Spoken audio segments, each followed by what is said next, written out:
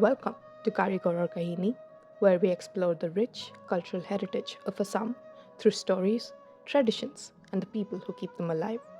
In today's episode, we're diving into one of Assam's most iconic crafts, bell metal, made in the small but culturally vibrant town of Hortebari.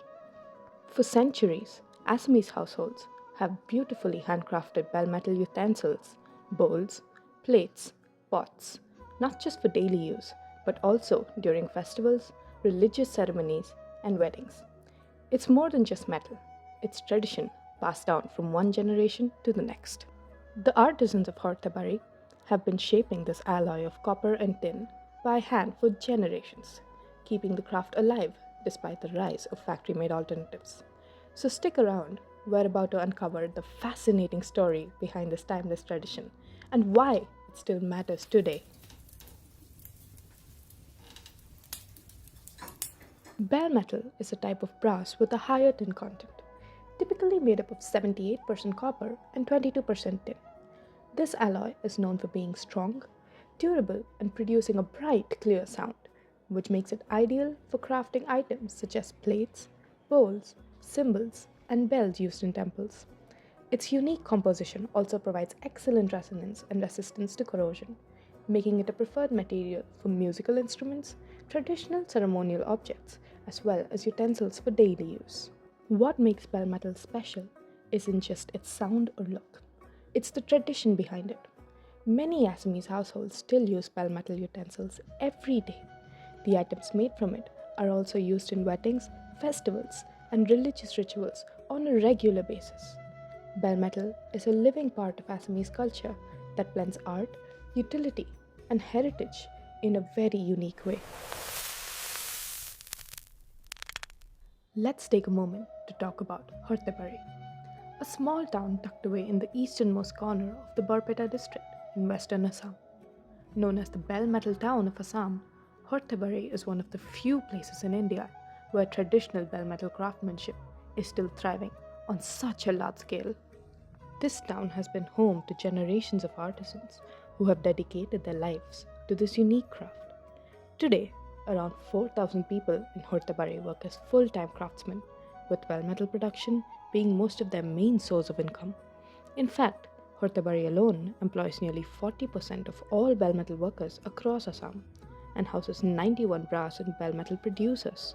Families here are deeply involved in making culturally significant items like the horai, bota, banbati, and tal, things that are not only used in Assamese households but are also a big part of festivals, rituals, and everyday life. Some of these products are even exported to Nepal, Bhutan, China, and Myanmar. But it's not all easy. Raw materials like copper and tin are imported and very expensive. On top of that, mass produced machine made items are flooding the market, leading to a drop in demand for handmade goods. Because of this, many artisans now work under mahajans or middlemen just to keep things going. Still, despite these challenges, Hortebari remains a proud symbol of Assamese culture where tradition and craftsmanship live on generation after generation. Did you know that the tradition of bell metal craft in Assam dates all the way back to the Ahom dynasty? From 1228 to 1826 AD, local kings supported skilled metal workers to make ceremonial items for temples and royal courts.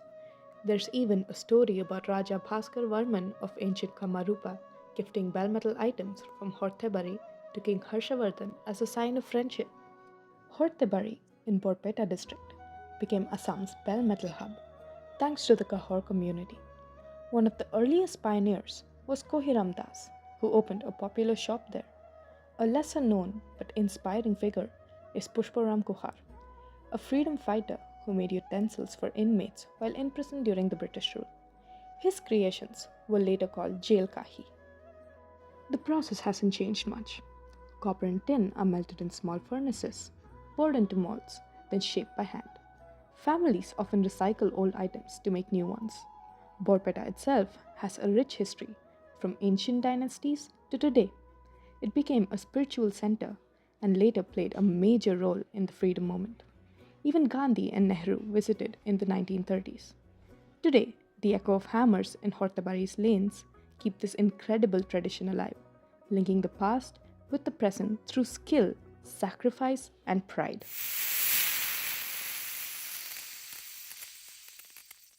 Every morning, as early as 5 or 6 a.m., the artisans of Borpeta begin a tradition that has been passed down through generations, baking bell metal.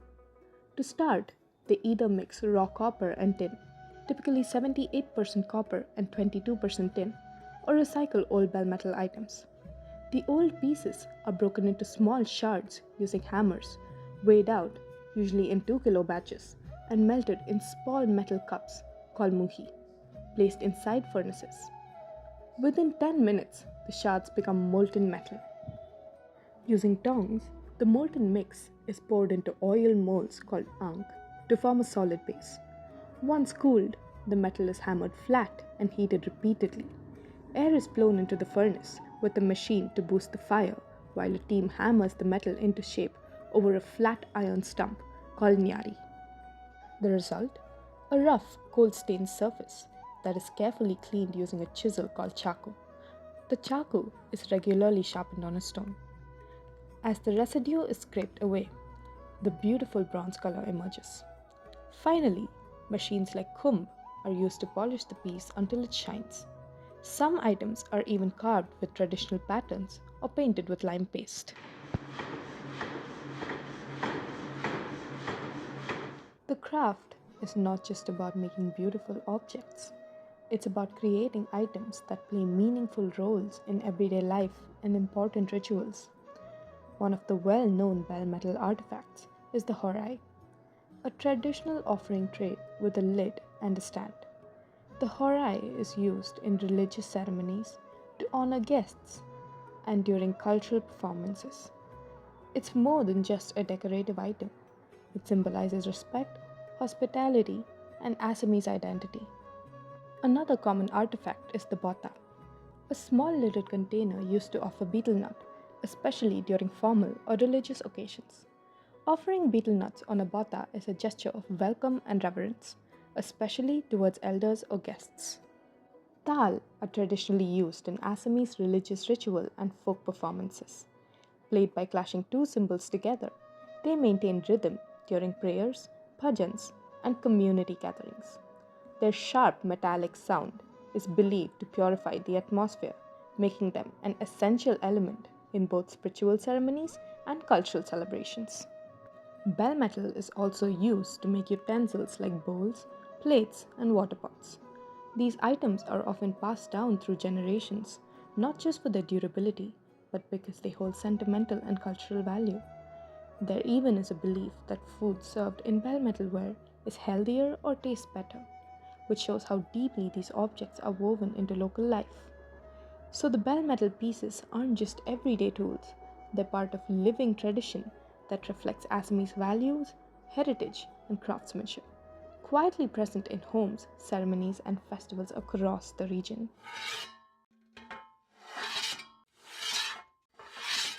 Bell metal is not just an alloy, it's a cultural relic, an ancient heirloom that carries centuries of history, artistry, and Assamese identity in every ring and rhythm. In places like Hortebari, this heritage is still alive, but it needs our attention, our appreciation, and our support to survive. As mass production grows and traditional crafts face decline, it's more important than ever to recognize the value of these handmade legacies. By learning about, celebrating, and supporting artisan communities, we help preserve not just their livelihoods, but the soul of a culture.